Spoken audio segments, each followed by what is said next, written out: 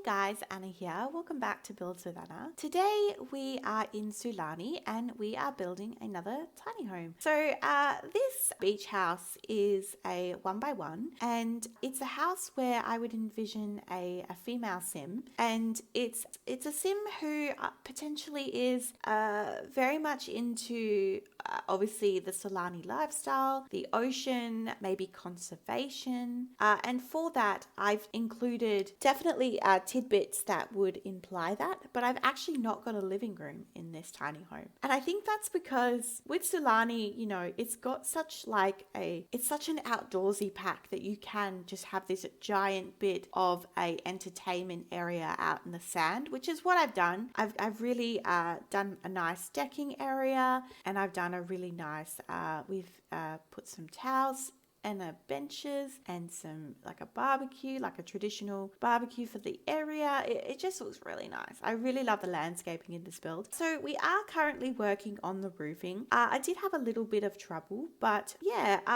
this is that decking area that I was talking about, and we do put like a kind of a pagoda type shade awning over that area, so it's all shaded. It just looks really lovely. The windows in this build, I definitely use some very open windows. So this open window here in the bedroom, and that big, kind of archway that there isn't really a back door. It's a house. It just flows to the outside. And I wanted to do that because I thought it was really important to be able to kind of give this vibe that inside this home, that it's just exactly what you need. This home has exactly what you need, but all that fun entertainment, all those communal spaces are outside. And I think that's really great. And I think it kind of matches the world that you're building in. It kind of matches the style of the home in terms of a beach house. That, yeah, it's just simply what you need. So we do have we have a full functioning kitchen. We have a little office nook, a really nice bedroom, very spacious bathroom, but no living room. But that's okay, because I think if there was one type of build that where you didn't really need to have a TV, potentially a beach house would be one of those. So so now we are outside and we're just starting decorating. So this is the decorating of that decking space, and it's right on the water. So it's slightly off into the water, and it's such a beautiful space. So I've just got some chairs, some seating. This is that shade awning that I've got, and I believe I put some plants and some candles and what have you, and it's just such an inviting space. So that was the decking. And then out on the sand you've got a proper bench, and you've got some towels and there is that traditional barbecue.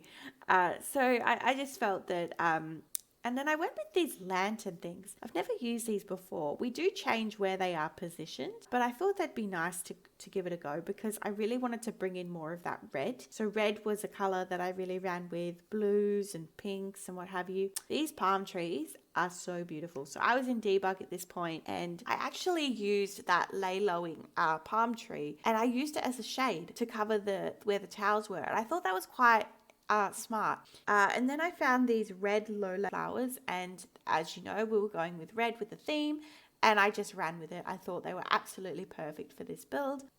We then just put a whole heap of greenery underneath the build. I tried to not put the greenery directly in the water because I felt that wouldn't be as realistic. But yeah, we put a faux clothesline in. It's just for detail. It's just kind of an interesting detail. We also put the faux mailboxes in as well. Again, we do put the actual mailbox next to it, so it looks a little weird, but I do believe that it was quite a nice decorative piece. Now, in my cottage starter home that you would have seen from Monday, I used some sand pile in that build as well, and I've definitely done it here in Sulani because it makes total sense that you'd have little sand piles in more gathered spaces. So underneath that bench, where you can see where like the footing is and the chairs, you're gonna have built up of sand. And I think in and around the potentially the clothesline I do, and then yeah, it just makes it more realistic, and I think it's such a nice little detail. And they're usually in debug, these sand piles. All right, so just going in with some rocks and some purple purple flowers. They're quite nice, those flowers. And yeah, and you can again you can size up the sand piles, and it just makes it to your liking, whether you need more or less. I decided to put a little bit of extra seating in and around the fire pit. I thought that'd be quite nice, and just some spandrels at the entranceway. And that is really the outside of the build. So now we are inside, and we do start this build with her bedroom. Now, I went with a single bed because this build really, really did not facilitate a double bed. It really did not facilitate a double bed. But I think the single bed's okay. And I think that depending on the storyline and depending on the sim, a single bed is fine. Like, you don't need to have a double bed. I would rather have a single bed and there be more functionality and room than to have a double bed and it not look, I don't know, it just not look a little bit more functional. I do put a dresser in front of this window. Now, I don't really know how practical this is. In the end, I do decide to put one of the curtains, which does a little bit defeat the purpose of, her window, a large window being out into the ocean, but I thought it was a little bit more realistic to have something there. So I did put a curtain. I thought just using some shelving, as a way to kind of vertically give more space to the room. I thought that was a good idea. So I just cluttered up some shelves here. I put some, you'll see lots of these paintings. I think they're photographs actually of the wildlife here in Sulani, those framed pictures. And that's to kind of play on the storyline of maybe she's into conservation. She's definitely into the ocean, and it just plays on that as well. I love sizing down this plant and then placing it in areas that potentially it wouldn't fit. It's such a beautiful plant, but I do think it can be a little bit obnoxiously big. I did use the high school years clutter piece only because it's a very, very surefire way to kind of give femininity to the build. And it's just such a, it's a beautiful clutter piece. So we've gone with that today. So now we are into the kitchen. Now, I love the cabinetry that comes with Island Living.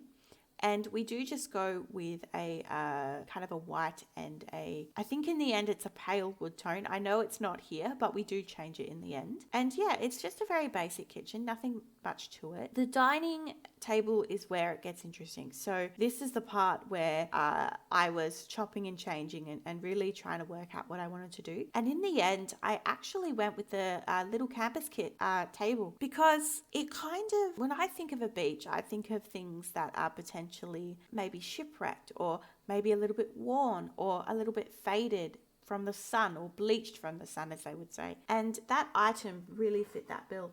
And it was a way that I could incorporate some colour into the area because I think Sulani is such a bright and colourful world that, I didn't want to just do a plain kind of neutral tone. I wanted to add some colour and I really enjoyed that dining table.